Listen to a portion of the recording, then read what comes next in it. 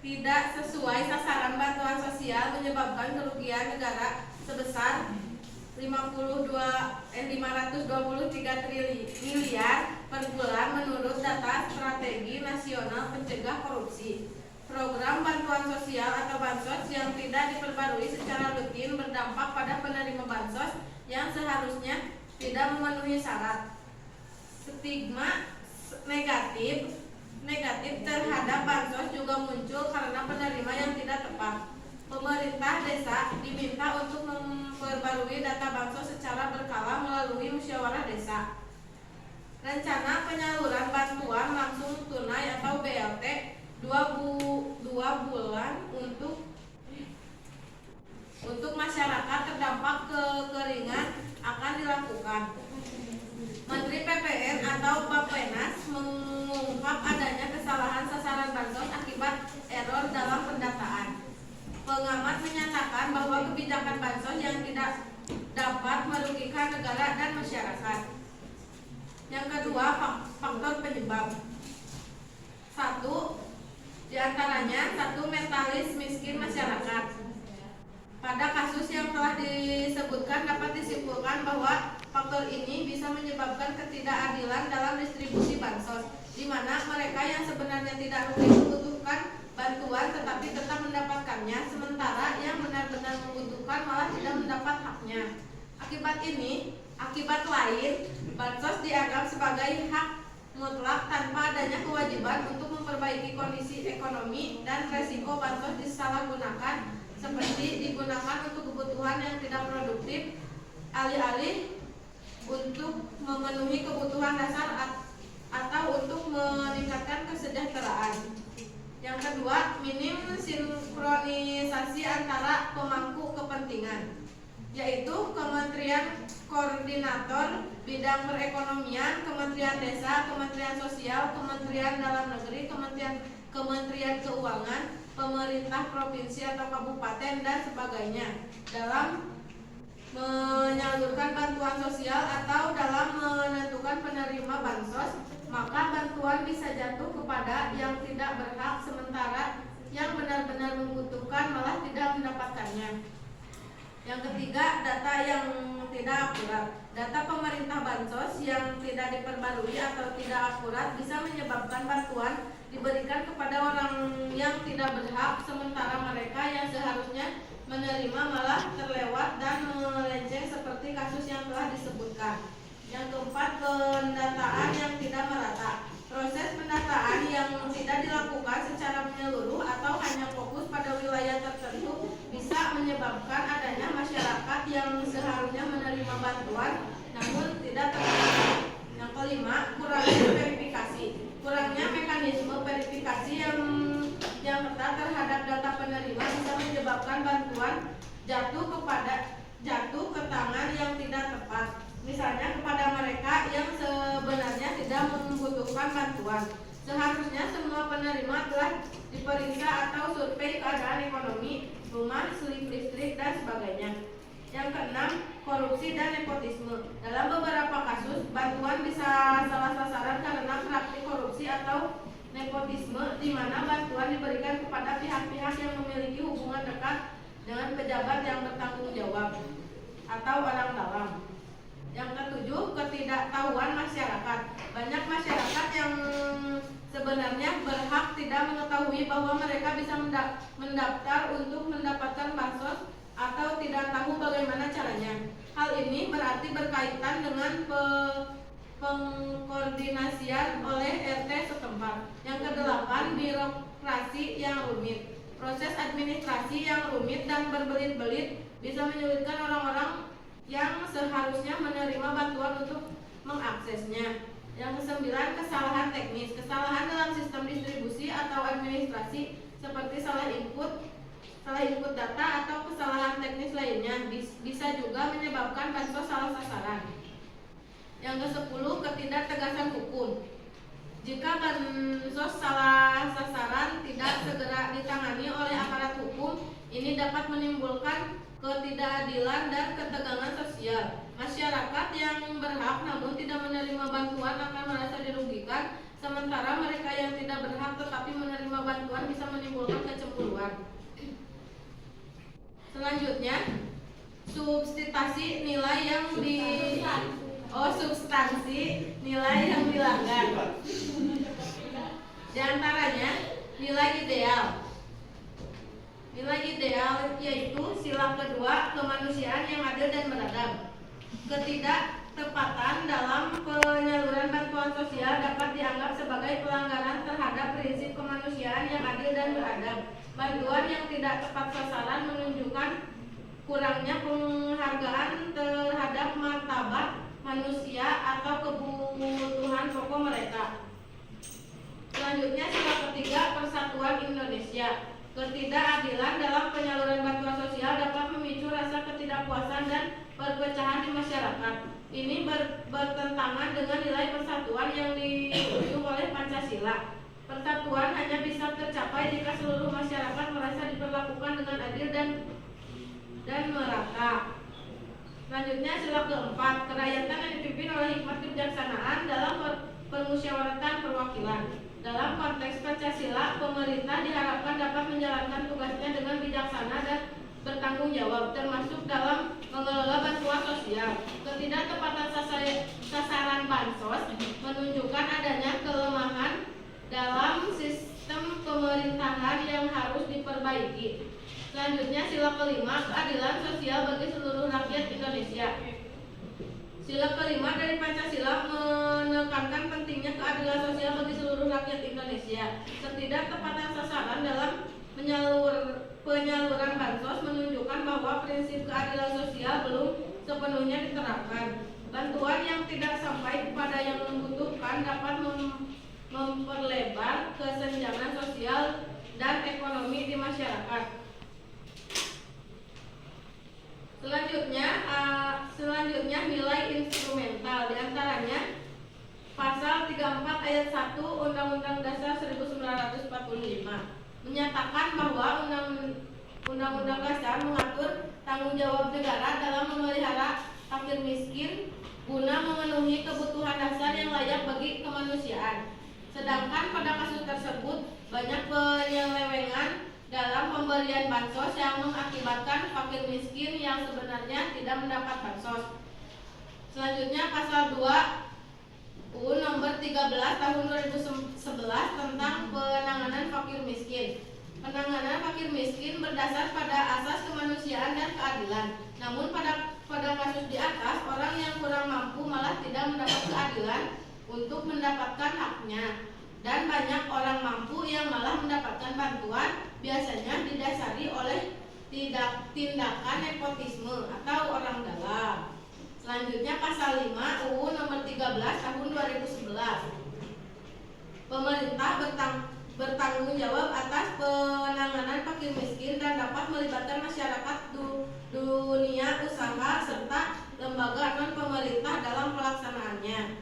Yang selanjutnya pasal 11. Pemerintah menetapkan kebijakan dan program penanganan fakir miskin sesuai dengan rencana pembangunan nasional dan daerah. Sedangkan pada kasus yang tadi dibahas, dapat diketahui bahwa masih banyak orang yang kurang mampu malah tidak mendapatkan haknya karena kesalahan sistem dan ribetnya kebijakan bagi orang awam. Yang selanjutnya ada upaya-upaya dalam mengatasi bansos yang tidak tepat sasaran. Di antaranya 1. Memperbaiki data dan basis penerima. Pentingnya untuk memperbarui dan memvalidasi data penerima bansos secara berkala agar tepat sasaran.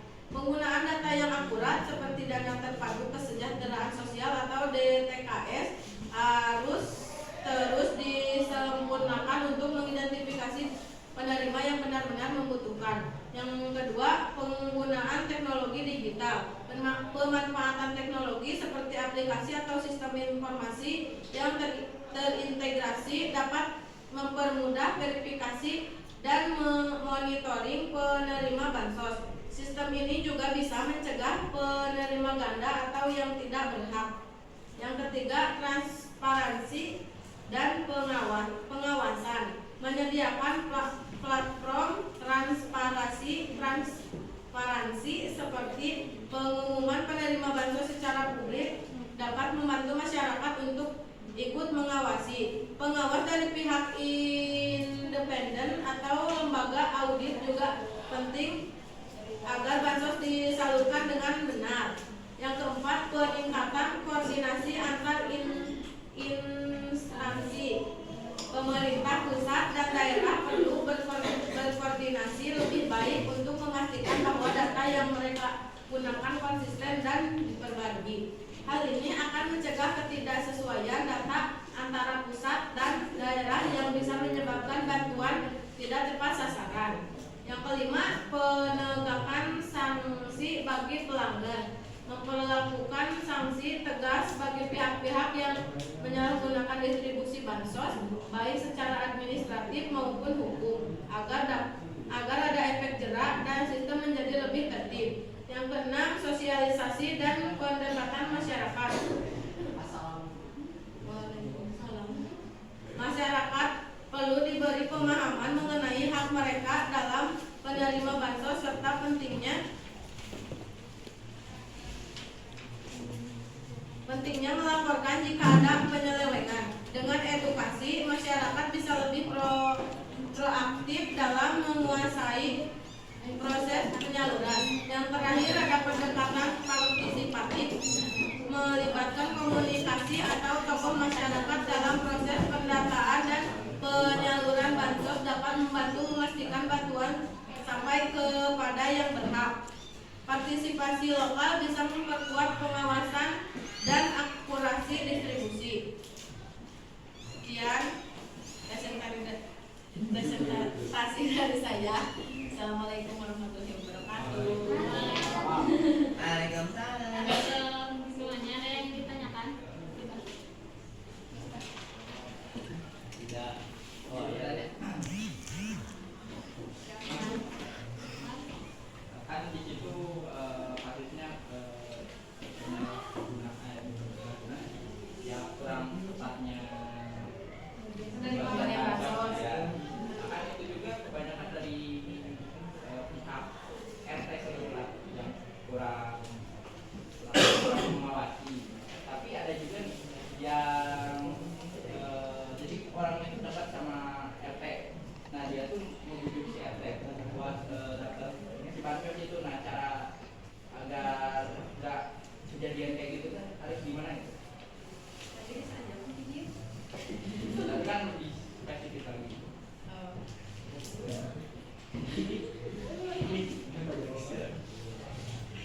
Sekian terima kasih. Ya, sama-sama. Iya.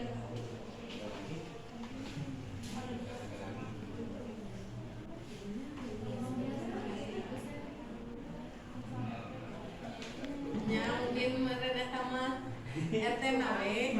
Iya Pak. Oh iya. Bener. RT nawe kamu mereka terus. Dari nanya apa yang jadi upaya penanganan jika ada salah satu warga yang dekat dengan RT-nya. Jadi kita minta RT-nya mau minta Nabil. Sekali ewang. Sekali ewang. Ek nanya. kalau menurut agama kan KTP itu kan semua acara bisa ada dari kita kan si orang kan Salah sasaran. kan minta ke RT itu Hah? Ya. berarti semua kembali lagi pada si RT-nya. Berarti RT harusnya mah jangan kayak gitu lah, jangan ngebeda-bedain apalagi menyatakan kesalahan kan kadang RT itu keluarga pihaknya berarti orang yang sama si dari pihak kepala desa teh dalam memilih RT harus lebih apa ya, lebih baik lagi. Terus RT yang kayak gitu teh harusnya mah diperhatiin sama kepala desa supaya itu jadi RT-nya kayak jadi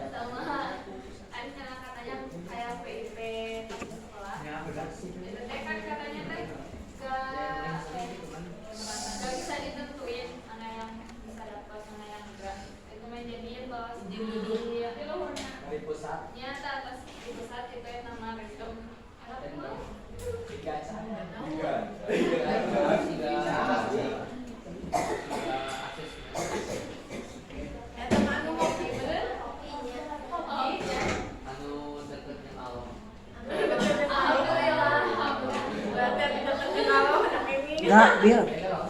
Dari data bansos gitu. Dari data bansos. Jadi di dina bansos teh aya data orang yang tidak mampu, tak anaknya teh siapa. Anu menang itu eta, jadi lain data ti sekolah tapi data anu tina bansosna. Sok geura. Sekian presentasi dari saya. Wassalamualaikum warahmatullahi wabarakatuh.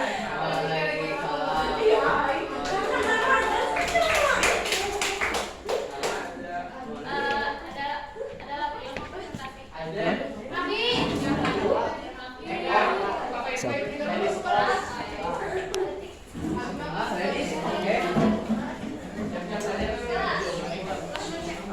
Untuk presentasi yang selanjutnya Jenderal dan Nyaris. Kita Assalamualaikum warahmatullahi wabarakatuh.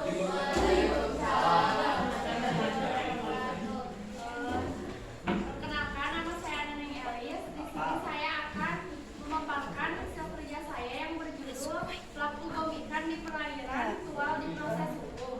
Yang pertama, inti kasus. Kasus penangkapan pelaku bom ikan di perairan Tual pada tanggal 1 Maret 2024 dinyatakan telah selesai. Pelaku bom ikan itu berinisial AJR dan berhasil diamankan oleh Pangkalan Pengawasan Sumber Daya Kelautan dan Perikanan atau PSDKP Tual. Pelaku berinisial AJR ini berusaha menangkap ikan dengan menggunakan bahan peledak di perairan Pulau Ubur, Kota Tual. AJR ini juga menangkap ikan menggunakan sarana perahu atau longboat. Dalam pemeriksaan oleh Jetski Polsus PWP 3K telah ditemukan barang bukti yang berupa 4 botol bom ikan, korek api, obat nyamuk bakar, masker selam, dan berbagai jenis ikan yang diduga hasil penangkapan dengan bahan peledak. Setelah proses pemeriksaan dan pengawalan Pangkalan PSDKP Tual, AJR diserahkan kepada PPNS Perikanan. Berdasarkan laporan dan pemeriksaan, bukti yang ditemukan sudah cukup untuk menetapkan AJR sebagai tersangka pada Maret 2024